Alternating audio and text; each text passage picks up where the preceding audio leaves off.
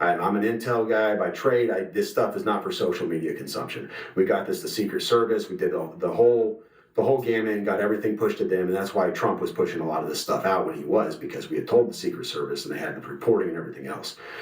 But we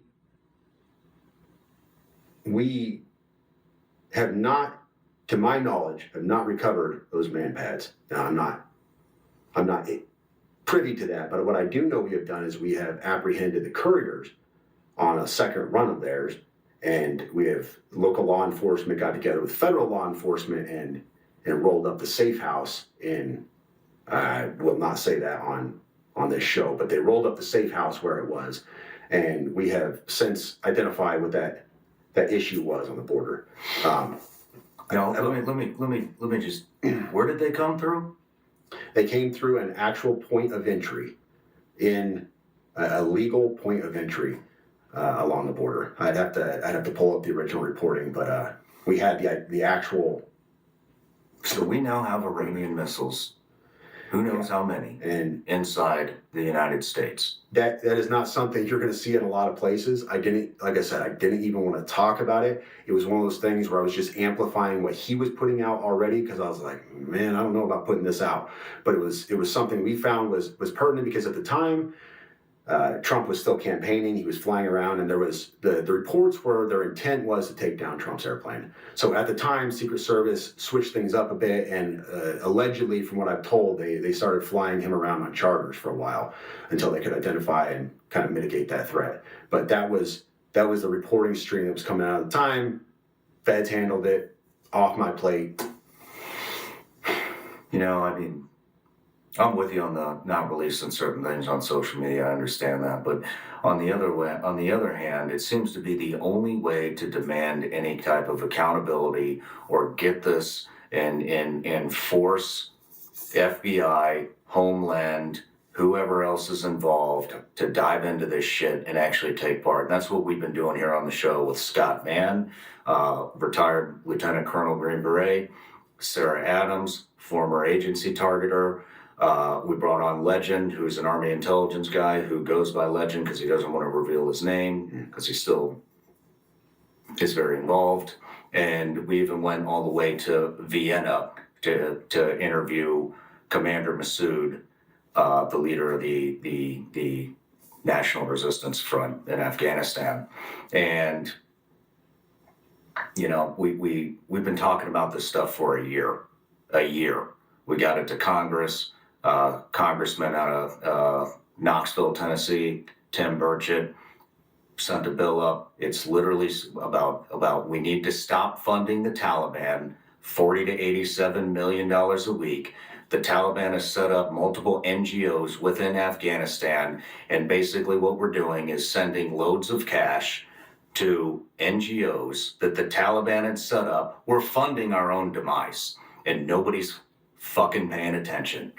Nobody's paying attention. We tried to get it in the media. We got a little bit of hits. Most of them were from outside the U.S. We had a reporter out of India kind of cover it, but we've been warning about what's happening for damn near a year now. Sarah first came on, I believe it was October of 2023, was her first interview. And nobody took it seriously.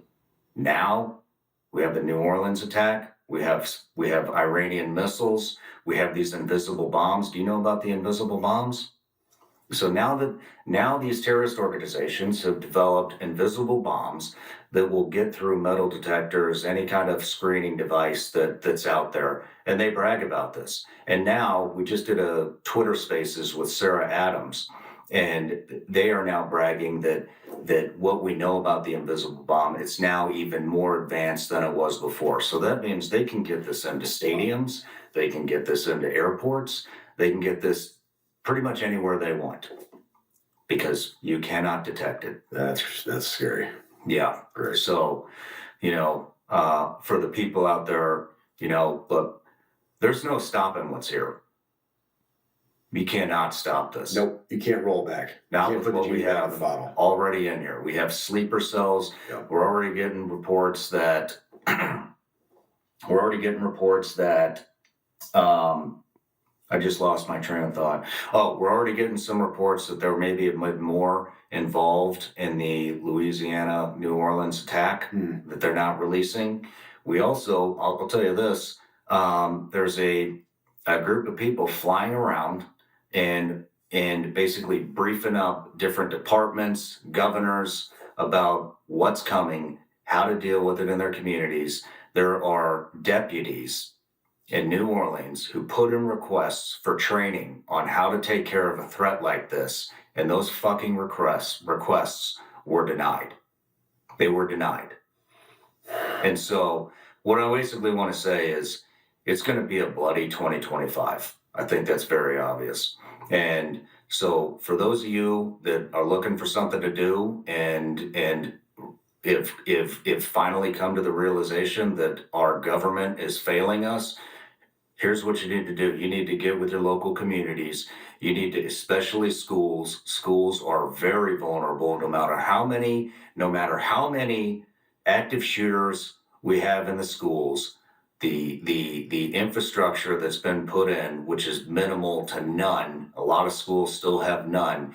You better start holding your schools accountable, and you better start raising hell.